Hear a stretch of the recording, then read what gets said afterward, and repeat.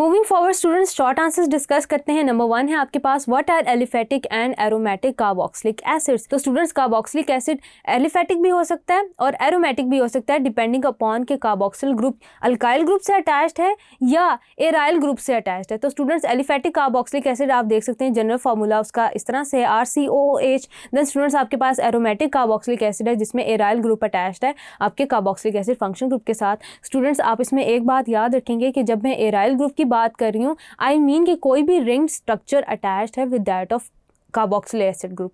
यानी कि अगर मैं बोलूँगी कि फिनाइल ग्रुप अटैच्ड है, देन आई मीन कि मैं स्पेसिफिकली बेंजीन रिंग की बात कर रही हूँ। तो स्टूडेंट्स ये डिफरेंस हो गया हमारे पास बेंजाइल में और एराइल में।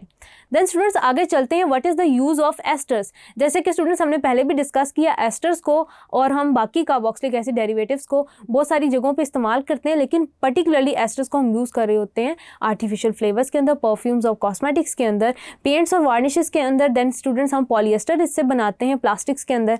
तो स्टूडेंट्स उसके अलावा हम सर्फेक्टेंट्स यानी कि सोप्स और डिटर्जेंट्स इससे सिंथेसाइज कर रहे होते हैं, ऑर्गेनिक सॉल्वेंट्स के अंदर इसको इस्तेमाल कर रहे होते हैं। तो ये तो हो गए स्टूडेंट्स आपके पास कुछ यूजेस एस्टर्स के। आगे चलते हैं स्टूडेंट्स, अब हम क्वेश्चन नंबर 3 डिस्कस करते हैं, which says how many nitriles can be converted to carboxylic acid. तो हम डिस्कस करेंगे, हम जनरल एक रिएक्शन लिख लेते हैं स्टूडेंट्स कि नाइट्राइल है आपके पास, अल्काइल नाइट्राइल, और स्टूडेंट्स आपको अच्छी तरह पता है कि ये डायरेक्टली कार्बोक्सिलिक एसिड में कन्वर्ट नहीं हो सकता। हम क्या करते हैं, इसका एसिड हाइड्रोलिसिस करते हैं। सबसे पहले स्टूडेंट्स आपके पास ये कन्वर्ट होता है एमाइड के अंदर NH2, देन इसका फर्दर हाइड्रोलिसिस होता है C+O NH2।